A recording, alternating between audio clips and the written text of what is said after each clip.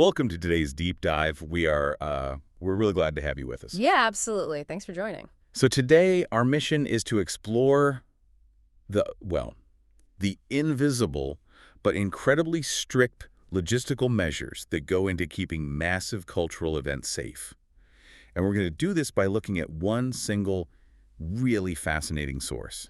Right, an official public announcement from Mexico City's Administrative Verification Authority. Exactly, better known as INVEA.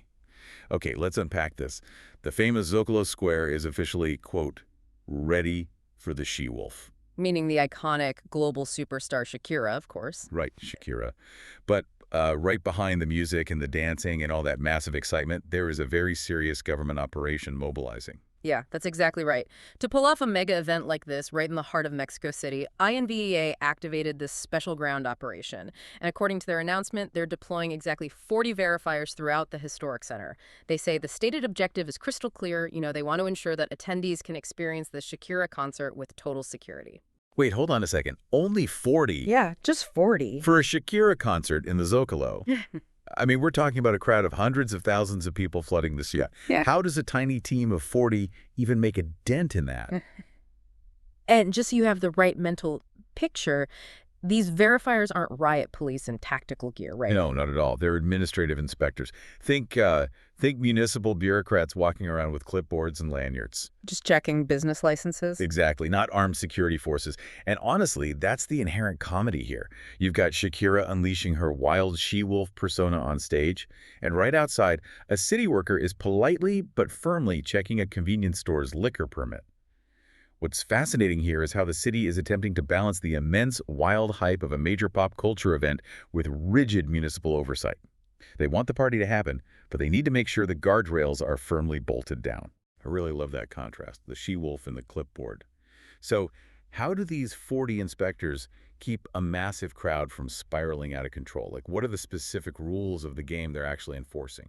Well, they're being highly strategic with their limited resources. Instead of policing individual fans, they're focusing entirely on the businesses surrounding the square. Effectively cutting off the fuel for potential chaos. Precisely. The announcement lays out 3 primary rules. First, there's a strict zero-tolerance policy regarding the sale of alcohol to minors. Which means immediate consequences if a shop gets caught. Right. Second is the closed containers rule.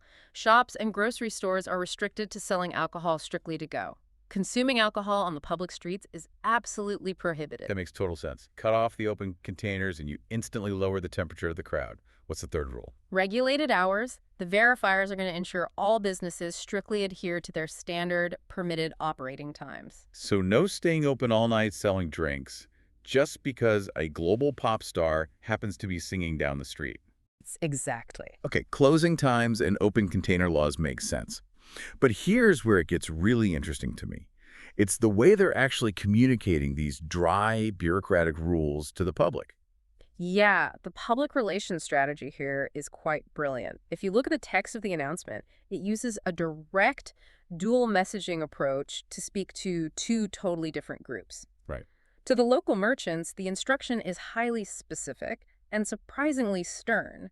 They're explicitly told to put on the legality chip. Put it on the legality chip. Yeah. That is such a colorful way to phrase it. It's basically saying, hey, get with the program and follow the law. It implies that compliance isn't up for debate. It's just a switch you need to flip in your brain for the night. Precisely. It's a targeted behavioral nudge. But then the tone completely shifts when the announcement speaks to the general public. The fans are actively encouraged to come out and sing at the top of your lungs. With all the fun emojis in the post. Yeah, complete with emojis, but with the firm caveat that they must do so with responsibility. So what does this all mean for you listening?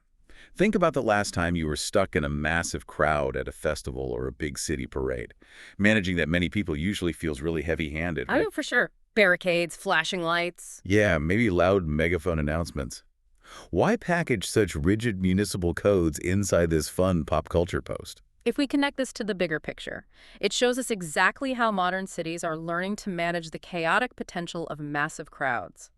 Hundreds of thousands of people flooding the Zócalo could easily become a logistical nightmare for a mere 40 inspectors if things got out of hand.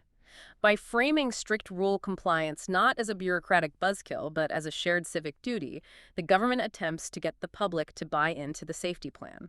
making the fans and the local business owners unofficial partners in keeping the peace. Yes, exactly. It's a clever psychological trick. Come enjoy the music, let the she-wolf out, but keep your drinks closed, act like a partner to the city, and go home on time. Well, thank you for joining us on this deep dive into the hidden logistics of mega concerts and for exploring how cities work behind the scenes to keep you safe while you're busy singing along. Before we sign off, let's look at INVEA's closing plea in their announcement. They ask everyone to make the concert historic for the right reasons. This raises an important question. In an environment of strict enforcement regarding closed containers and business curfews, does perfect legal compliance ultimately become the true metric by which a city measures a historic cultural event? It's certainly something for you to ponder the next time you find yourself in the middle of a massive concert crowd.